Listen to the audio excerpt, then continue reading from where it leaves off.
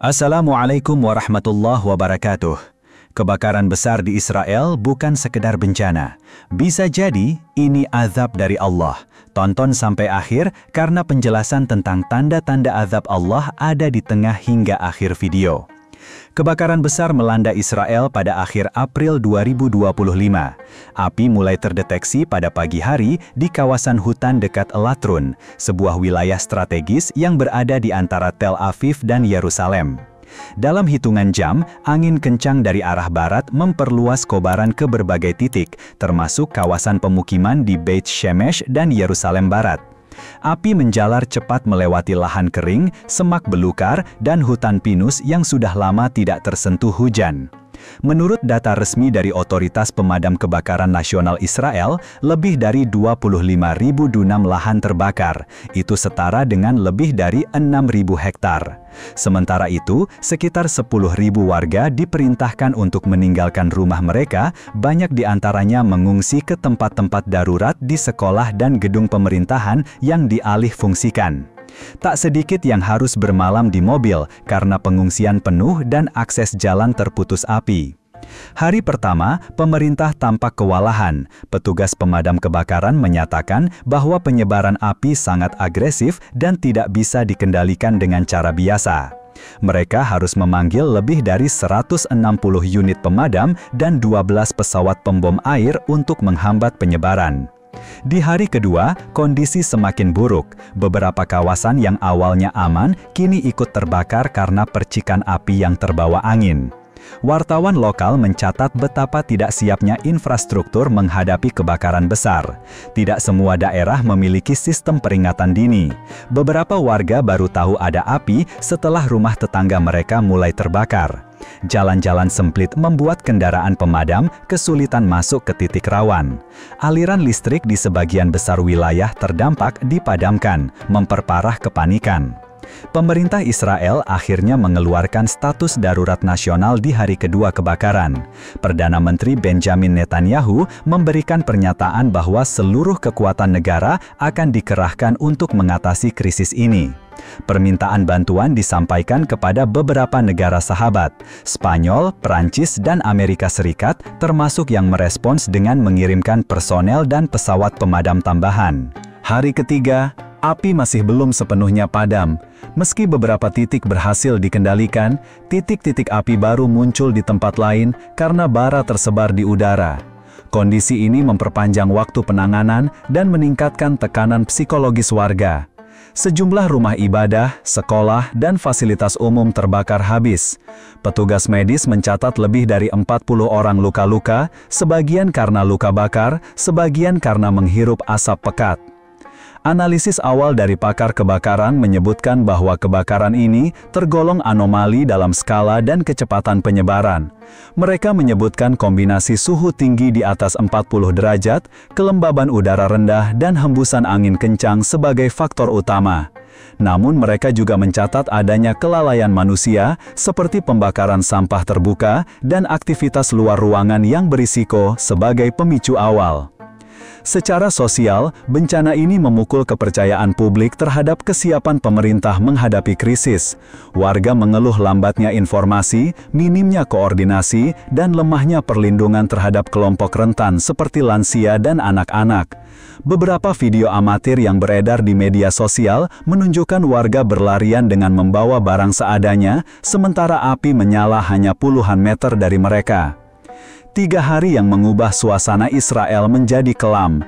Asap tebal menyelimuti langit, aroma kayu terbakar meresap ke seluruh kota, dan ketegangan merayap dalam diam.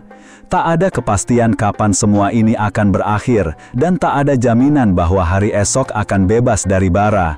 Yang pasti, tanah itu telah menyimpan luka baru, luka yang ditinggalkan oleh api yang datang tanpa ampun, dan peringatan yang entah akan didengar atau diabaikan. Setelah kobaran api mulai terkendali di beberapa titik, penyelidikan resmi mengenai penyebab kebakaran langsung dilakukan.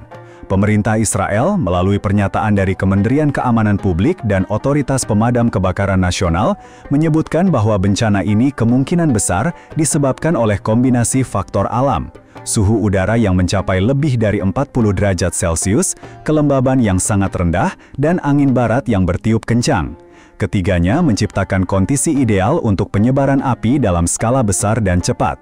Namun, penjelasan resmi itu tidak menghentikan munculnya dugaan lain. Sejumlah laporan dari media lokal dan internasional menyoroti kemungkinan adanya unsur kelalaian manusia yang turut memicu kebakaran. Salah satu indikasi yang mencuat adalah adanya api unggun liar yang diduga tak diawasi dengan benar di wilayah perbukitan sekitar Beit Meir. Selain itu, beberapa warga melaporkan adanya pembakaran sampah di dekat lahan kering hanya beberapa jam sebelum api mulai menyebar. Investigasi awal mendukung kemungkinan ini, meskipun belum ada kesimpulan final. Lebih jauh, spekulasi tentang sabotase juga mulai beredar. Beberapa tokoh politik Israel dari partai oposisi menuding bahwa kebakaran ini mungkin saja disengaja oleh kelompok tertentu yang ingin menciptakan kekacauan dan mempermalukan pemerintah. Meski belum ada bukti kuat, narasi ini dengan cepat menyebar di media sosial dan ruang-ruang diskusi publik. Kepolisian dan Dinas Keamanan Dalam Negeri diminta untuk turun tangan mengusut kemungkinan ini secara paralel dengan penyebab alamiah. Para ahli kebakaran hutan dari Universitas Ibrani Yerusalem memberikan pandangan teknis. Mereka menjelaskan bahwa kebakaran seperti ini bisa terjadi secara alami, namun akan sangat sulit menyebar secepat itu tanpa adanya titik api awal yang signifikan. Menurut mereka, suhu dan angin memang mempercepat proses penyebaran, tapi tetap dibutuhkan pemicu awal yang kuat. Oleh karena itu, faktor manusia tidak bisa dikesampingkan. Sementara itu, publik mulai mempertanyakan lambannya reaksi pemerintah. Pada hari pertama kebakaran, tidak ada peringatan darurat yang langsung disebarkan secara nasional. Warga di beberapa desa mengaku tidak menerima pemberitahuan sampai api sudah dekat ke rumah mereka. Banyak pihak menilai bahwa koordinasi antar instansi terlalu lemah dan prosedur krisis tidak dijalankan dengan cepat. Kritik juga datang dari luar negeri. Beberapa media internasional mempertanyakan bagaimana negara dengan anggaran pertahanan tinggi bisa begitu rentan terhadap bencana alam. Editorial salah satu surat kabar Eropa menyebut kebakaran ini sebagai kegagalan sistemik dan menyindir bahwa pemerintah Israel terlalu fokus pada aspek militer tapi mengabaikan sistem perlindungan sipil. Tekanan semakin kuat ketika laporan dari badan-badan bantuan kemanusiaan menunjukkan bahwa banyak pengungsi tidak menerima logistik memadai. Makanan dan air bersih terbatas, fasilitas medis tidak merata, dan anak-anak tidur di tempat terbuka tanpa pelindung. Ini memicu kemarahan publik dan mengundang kritik tajam di parlemen. Dalam situasi seperti ini, muncul ketegangan internal di dalam tubuh pemerintahan sendiri. Beberapa menteri saling menyalahkan.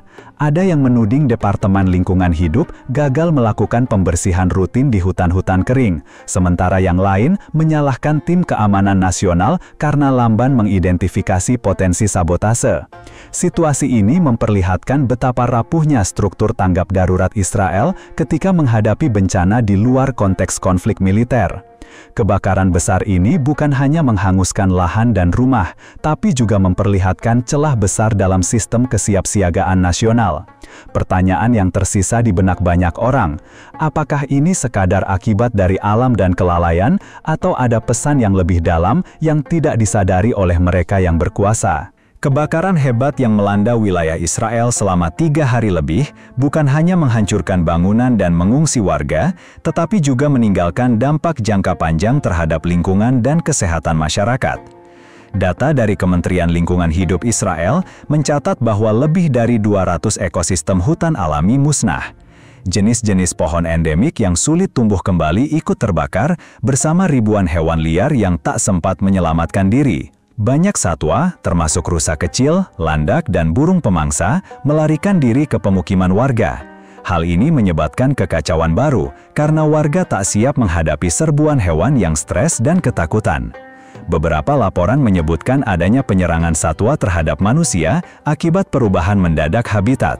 Situasi ini menambah beban psikologis bagi penduduk yang sudah terguncang. Udara di wilayah Yerusalem dan sekitarnya terpapar asap pekat selama lebih dari 5 hari. Indeks kualitas udara menunjukkan angka berbahaya, terutama bagi kelompok rentan seperti anak-anak, lansia, dan penderita asma. Rumah sakit di Yerusalem Barat dan Beit Shemesh penuh oleh pasien yang mengalami gangguan pernafasan dan gejala trauma psikologis. Banyak di antara mereka mengalami gangguan tidur, cemas, dan tidak ingin kembali ke rumah meski api telah padam.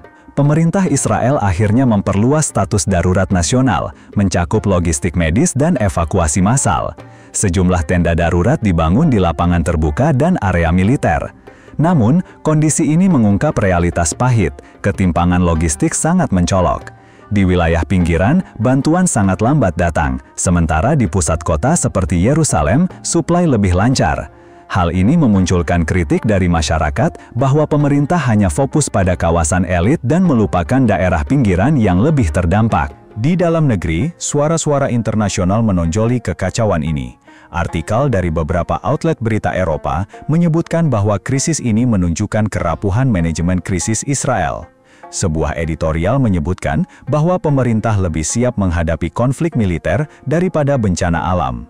Tidak ada protokol yang jelas, tidak ada koordinasi antara lembaga, dan distribusi logistik sangat lamban. Di dalam negeri, suara-suara kecewa bermunculan dari kelompok oposisi dan lembaga kemanusiaan. Mereka mempertanyakan kenapa anggaran pertahanan terus meningkat, tetapi tidak diimbangi oleh kesiapan dalam menghadapi bencana non-militer. Beberapa tokoh menyebut insiden ini sebagai malapetaka ganda, kerusakan lingkungan, dan kehancuran kepercayaan publik. Kondisi ini menimbulkan kecemasan lanjutan. Selain kerusakan jangka pendek, para ilmuwan memperingatkan potensi bahaya jangka panjang. Erosi tanah, potensi longsor saat musim hujan, dan rusaknya cadangan air tanah menjadi ancaman berikutnya. Hutan yang terbakar bukan hanya habitat, tetapi juga pengendali alami suhu dan kelembaban. Tanpa mereka, siklus alam terganggu. Di akhir laporan, mulai muncul pertanyaan yang lebih dalam. Apakah semua ini hanya karena alam, atau ada pesan yang lebih besar? Di tengah teknologi canggih dan sistem pertahanan modern, mengapa manusia tetap tak berdaya di hadapan api? Apakah ini sekedar bencana, atau bentuk peringatan yang tak lagi dihiraukan oleh pemilik tanah itu? Publik Israel dan dunia menyaksikan betapa rentannya negeri itu menghadapi murka alam. Tak ada sistem canggih yang benar-benar sanggup menahan datangnya panas, api, dan sesak napas yang melumpuhkan. Bencana itu memperlihatkan bahwa di tengah kekuatan politik dan militer yang dibanggakan, manusia tetap bisa lumpuh dalam waktu singkat. Dalam kacamata iman Islam, keadaan ini bukan hanya musibah lingkungan. Ia adalah ayat, sebuah tanda. Sebagaimana yang telah Allah firmankan dalam Quran Surat Al-A'raf ayat 96, jikalau sekiranya penduduk negeri-negeri itu beriman dan bertakwa, pastilah kami akan melimpahkan kepada mereka berkah dari langit dan bumi. Tetapi mereka mendustakan, maka kami siksa mereka disebabkan perbuatannya. Ayat ini bukan sekedar pernyataan umum, tetapi hukum yang berlaku lintas zaman dan tempat. Bila iman menjadi pondasi, maka keberkahan akan turun. Tapi bila maksiat dijadikan jalan hidup, maka yang turun bukan rahmat, melainkan azab. Api yang membakar tanah-tanah itu, yang tidak pandang bulu, menyapu rumah-rumah, hutan, dan nyawa, adalah satu dari sekian bentuk azab yang telah dijanjikan Allah kepada kaum yang berpaling. Di negeri-negeri yang secara terang-terangan memerangi hukum Allah, mendukung kezoliman, dan hidup dalam kebanggaan duniawi, tidak ada jaminan keselamatan. Hadis riwayat Ibnu Majah menyebutkan, sesungguhnya manusia apabila melihat kemungkaran dan tidak mencegahnya, maka dikhawatirkan Allah akan menurunkan azab kepada mereka secara menyeluruh. Ini bukan tentang individu, tapi tentang satu kaum, satu sistem, satu bangsa yang secara kolektif memilih jalan pembangkangan terhadap syariat Allah. Israel selama ini dikenal sebagai negeri yang penuh kekuatan, sistem militer, teknologi keamanan, jaringan politik internasional, semuanya tampak tangguh. Tapi api yang menjalar dari pohon ke rumah, dari perbukitan ke kota, menunjukkan sesuatu yang lain. Kekuatan lahiriah tidak berarti apa-apa bila Allah telah berkehendak untuk menunjukkan kuasanya. Sebab dunia bukan milik mereka, bukan pula milik siapapun, kecuali milik Allah. Dalam pandangan Imam Ibnul Qayyim, beliau menulis dalam Al-Jawab Al-Kafi, azab bisa turun kepada suatu kaum karena dosa yang mereka lakukan, meskipun mereka memiliki akal, harta, dan pengaruh. Karena sesungguhnya keadilan Allah berlaku atas siapapun yang menentang kebenaran. Maka, ketika suatu bangsa hidup dengan membangun kezoliman, meremehkan wahyu, dan menjadikan dunia sebagai tujuan akhir, maka api dunia menjadi pembuka atas api akhirat yang lebih pedih. Banyak ulama salaf memandang bencana besar di negeri-negeri kafir bukan hanya sebagai ujian biasa. Ia adalah bentuk keadilan Allah yang ditampakkan di dunia, agar menjadi pelajaran bagi mereka yang beriman. Sebagaimana firman Allah dalam Quran Surat Al-An'am ayat 42, "Dan sungguh kami telah mengutus kepada umat-umat sebelum kamu, kemudian kami siksa mereka dengan kesengsaraan dan penderitaan, agar mereka memohon dengan kerendahan hati. Namun, apakah mereka mau tunduk? Ataukah mereka justru menyombongkan diri dan menuding bahwa semua ini hanyalah siklus alam?" Ketika api menyebar selama lebih dari 3 hari, ketika rumah-rumah hancur dan langit menghitam, tidak terdengar kabar bahwa negeri itu merengek pada Tuhan Yang Maha Esa. Tidak ada kabar mereka tunduk dan bertaubat, melainkan justru sibuk mencari kambing hitam, menuduh musuh politik, dan menambah anggaran pertahanan. Mereka tak sadar bahwa ancaman terbesar mereka bukan dari luar, tapi dari langit yang mereka lupakan, dan dari bumi yang mereka zolimi. Kebakaran ini bagi mereka yang diberi iman bukan sekedar berita panas. Ia adalah pengingat bahwa bumi ini ada pemiliknya, dan pemiliknya sedang menunjukkan bahwa tidak ada yang bisa melawan kehendaknya, tidak ada yang bisa berdiri gagah bila dia menginginkan runtuh. Kebakaran besar di tanah yang selama ini diisi oleh keangkuhan dan kesombongan itu menunjukkan satu hal, bahwa pertolongan tidak datang dari teknologi, kekuasaan, atau koalisi. Pertolongan hanya datang kepada mereka yang tunduk, dan azab hanya akan menjauh dari mereka yang bertaubat. Namun, apakah peringatan itu cukup? Ataukah mereka tetap menutup hati, membungkam wahyu, dan hidup seolah tak akan mati? Ketika semua bantuan dikerahkan, ketika semua peralatan modern dikeluarkan, tetap tak bisa menahan datangnya panas yang melumat. Itu bukan sekadar bencana, itu peringatan. Dan peringatan tidak pernah datang tanpa sebab. Allah telah memperingatkan dalam Quran Surat Al-Hasyr ayat 19, "Dan janganlah kamu seperti orang-orang yang melupakan Allah, lalu Allah menjadikan mereka melupakan diri mereka sendiri. Mereka itulah orang-orang fasik." Ayat ini menjelaskan satu hal yang sangat dalam. Ketika manusia berpaling dari Allah, mereka tidak hanya kehilangan arah hidup, tapi juga kehilangan kemanusiaan. Mereka melupakan jati diri, melupakan kelemahan mereka sebagai makhluk. Akhirnya, azab datang bukan karena Allah zolim, tapi karena mereka sendiri yang memilih lupa. Api yang membakar tanah Israel tidak berhenti pada kayu dan atap rumah. Ia membakar kepongahan, kesombongan, dan keyakinan palsu bahwa kekuasaan dan teknologi bisa menggantikan perlindungan dari langit. Mereka merasa aman di balik tembok tinggi dan pagar kawat, tapi azab tidak butuh pintu untuk masuk. Ia datang lewat udara, lewat bara, lewat panas yang tak bisa dicegah oleh alat secanggih apapun. Imam Ibnul Qayyim dalam Al-Fawaid menyebutkan, dunia ini adalah cermin kecil dari akhirat. Allah memperlihatkan sebagian kecil dari murkanya di dunia, agar manusia sadar sebelum datang hari yang lebih dahsyat. Maka, jika manusia sudah lari ketakutan hanya karena api dunia, bagaimana mungkin mereka sanggup menghadapi api neraka yang 70 kali lipat lebih panas? Ini bukan bentuk retorika, tapi realita yang seharusnya menyadarkan siapapun yang masih diberi iman. Namun, bab ini bukan ditulis untuk menanamkan kebencian, bukan untuk merayakan penderitaan satu kaum atas dasar permusuhan. Islam tidak mengajarkan kebencian membabi buta, bahkan dalam firman-Nya, Quran Surat Al-Mumtahanah ayat 8, Allah menjelaskan, Allah tidak melarang kamu berbuat baik dan berlaku adil kepada orang-orang yang tidak memerangimu karena agama dan tidak mengusirmu dari negerimu. Maka, bukan tugas seorang muslim untuk merasa bangga atas azab yang menimpa kaum lain.